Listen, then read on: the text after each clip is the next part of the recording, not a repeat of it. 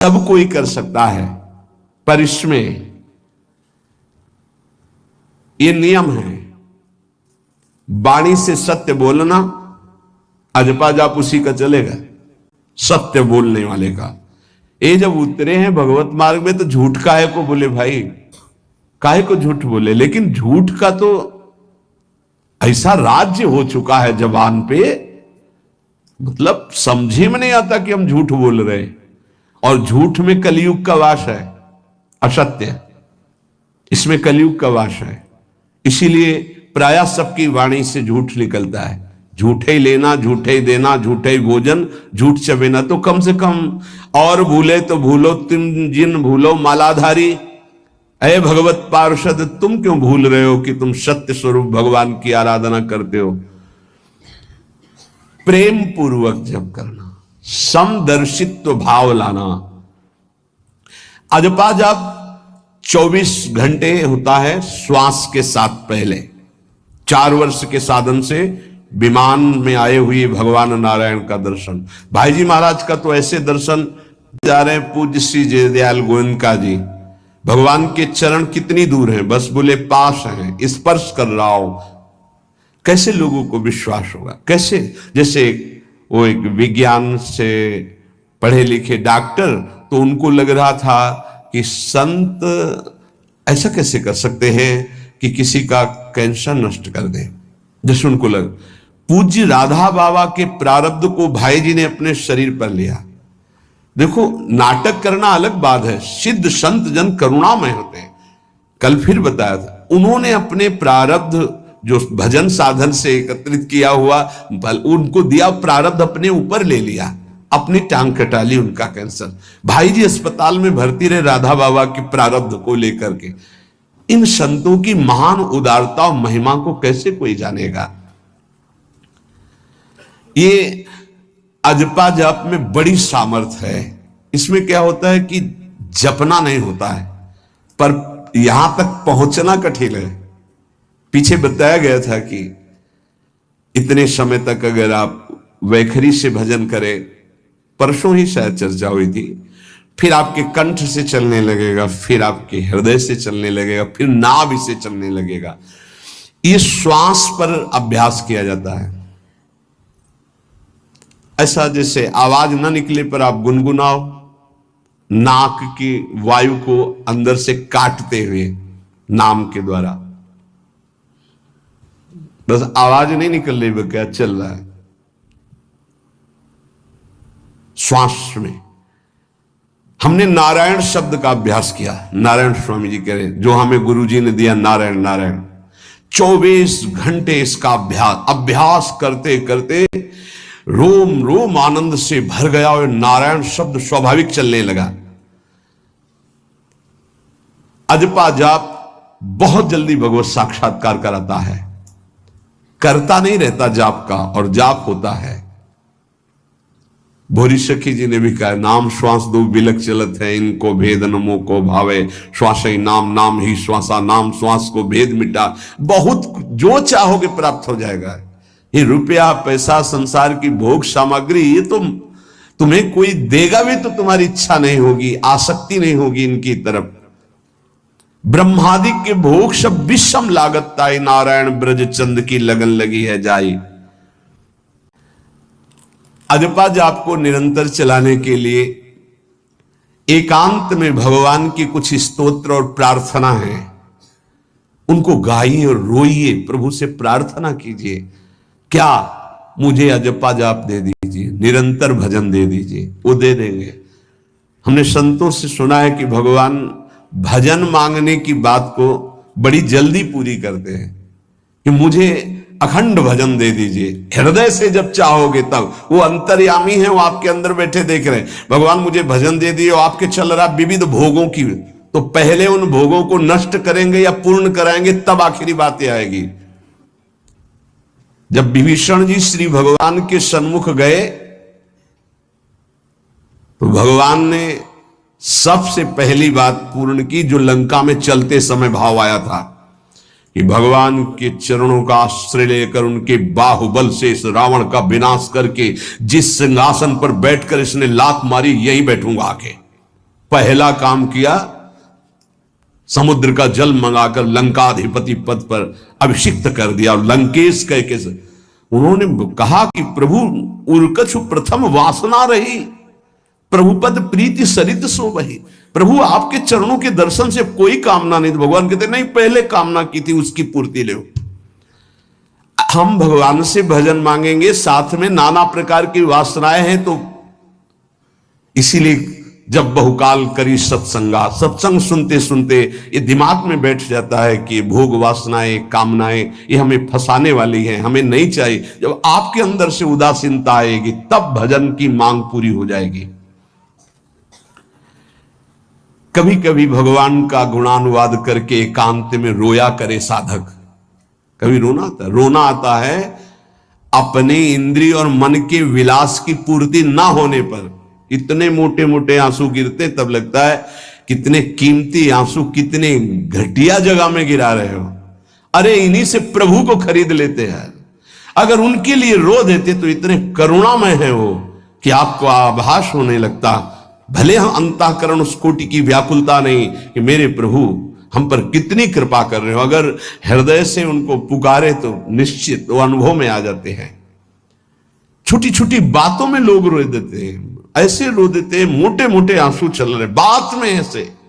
और प्रभु की चर्चा हो जाए घंटों, कोई फर्क नहीं पड़ेगा। ये तो आश्चर्य लगता है। और भक्तों को चाहे जितना भीषण कष्ट हो, कभी आंसू नहीं निकल सकते। जब आंसू निकलेंगे तो भगवत भाव में निकलेंगे। कह रहे नारायण स्वामी कि अजपा जाप के लिए भगवान से प्रार्थना करो। कभी कभी एकांत में उनके स्तोत्र हैं, गुण हैं, उनको गा गा कर रो, उनसे प्रार्थना करो, हे दीन बंधु मुझे अपना अखंड भजन दे दो। जो चाहिए सब प्राप्त हो जाएगा। भजन से क्या नहीं प्राप्त हो सकता। एकांत में बैठकर रोने से, ऐसे प्रतिदिन जब आप नियम बना करके प्रभु से प्रार्थना करेंगे। मीराबाई जी ऐसा ही करती थी, रात्रि में गिरधर से बात करती थी, प्रार्थना करती थी। नारायण स्वामी जी कह रहे हैं उपासक ये बिल्कुल ध्यान रखे, यदि नाम सिद्ध करना है तो झूठ बोलना शपथ पूर्वक त्याग दे। झूठ नहीं बोलूंगा। सत्य बोलना इस अजपा जाप के लिए निहायत जरूरी है, निहायत जरूरी है। प्रार्थना है, काहे को मलिन करे जिह्वा। जब हम भगवत मार्ग में चल रहे तो ये याद भूल जाती है हमें कि हमें सत्य ही भाषण करना है, असत्य नहीं बोलना। ये हमें भूल जाते हैं। क्यों भूल जाते हैं? क्योंकि माया का ऐसा प्रभाव। अगर हम भजन के प्रेमी हैं, भजन बढ़ाना चाहते हैं, तो हम झूठ क्यों बोले? सारे जगत में जो भी तुम्हारे सामने आवे, दृष्टि से उसको जरूर देखकर एक बार प्रणाम करो, मेरे प्रभु इस जीव जंतु के रूप में, जड़ के रूप में, चैतन्य के रूप में। इससे तुम्हारे हृदय में पवित्रता बढ़ेगी, अजपा जाप चलने में सहायक होगा।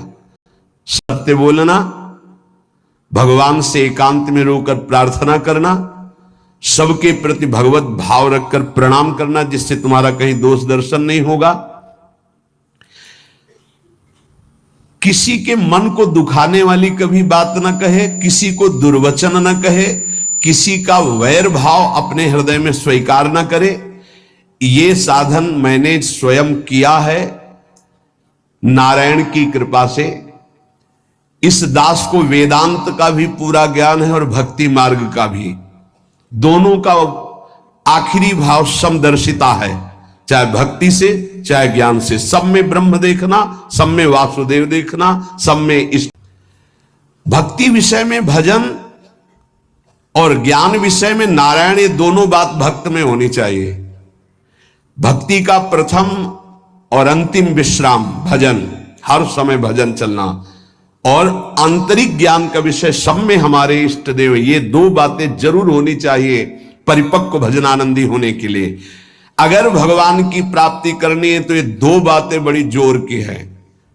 भजन निरंतर और जिसके भी सानिध्य में आए उसमें भगवत भाव करना। मेरे नारायण ने मुझसे कहा, वो फरमाया कि उनके पीछे पीछे मैं चलता हूं जो मेरे ऐसे भजन करने वाले भक्त होते हैं। और श्री कृष्ण चंद्र जी ने दयालुता में भागवत में कहा, अनुब्रजाम में हम नित्यम पूयत्यंगुरेण भी। मुझे बहुत रोना आता है बात सुनकर के कि दास की चरण रज के लिए स्वामी पीछे पीछे डोलता है। किस भक्त के पीछे? जो दो बातें यहां कही, जो निरंतर नाम जप करता है और सब में भगवत भाव रखता है, तो भगवान नारायण ने नारायण स्वामी से कहा कि मैं उसके पीछे पीछे डोलता हूं कि उसकी चरण रज मेरे ऊपर पड़ जाए। और भगवान श्री कृष्णचंद्र जी ने कहा, निरपेक्षम मुनिम शांतम निर्वैरम सम दर्शनम। निरपेक्ष जो किसी की अपेक्षा नहीं रखते, किसी से कोई संबंध नहीं, स्वार्थ का। मुनिम जो निरंतर मंत्र का नाम का मनन करते रहते हैं। शांतम हर द्वंद्व की प्रहार स्थिति में वो शांत रहते, विचलित नहीं होते।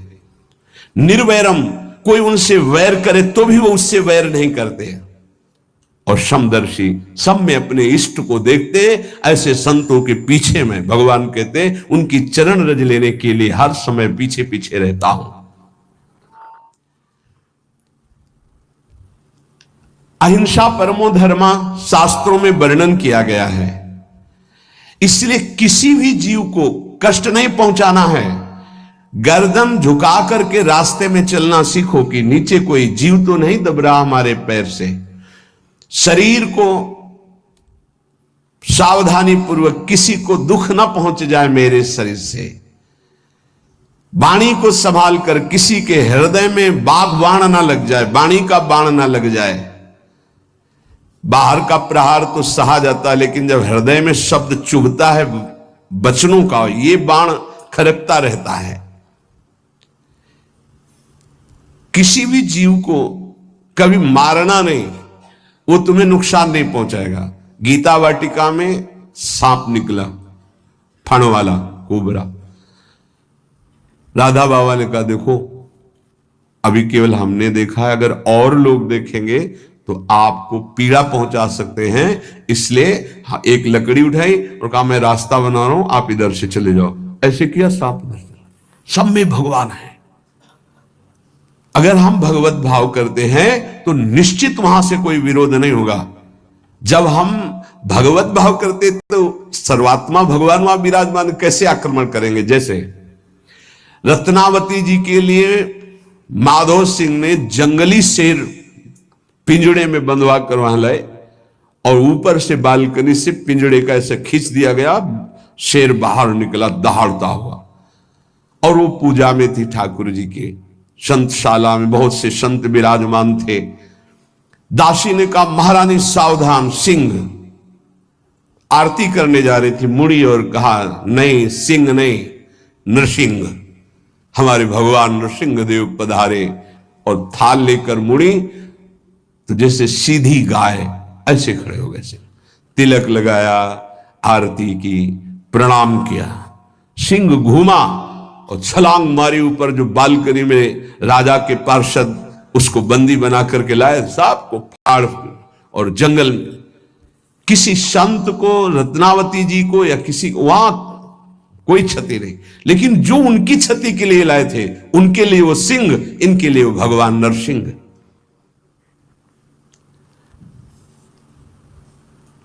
यथा योग्य दूसरे की सहायता करना, ये अपने भजन को बढ़ाने के लिए अत्यंत आवश्यक है। नारायण स्वामी जी कहते हैं, साधु क्या सहायता करेगा? मान लो जो अकिंचन है वो क्या सहायता करेगा? तो विद्या दान सबसे बड़ा दान है। तुमने जो शास्त्रों में स्वाध्याय किया है, जो अनुभव किया है, वो दूसरों को दो। जो अधिकारी है, जो दैन्य है, जो सुनना चाहता है, उसे जरूर सुनाना चाहिए। जो विद्या का दान करता है, भगवान का भजन बहुत सहजता से होने लगता है, दूसरे को भजन में लगाने की बात। इसीलिए जैसे आप गृहस्थ में हैं तो आप अपने परिवार के छोटे बच्चे बड़े सब 5 मिनट आप राधा राधा कहिए, आप 10 मिनट भजन कीजिए, आप स्वयं कीर्तन कीजिए, पूरे परिवार को सुनने को मिले, बहुत लाभ मिलता है। सब अगर नगर कीर्तन करें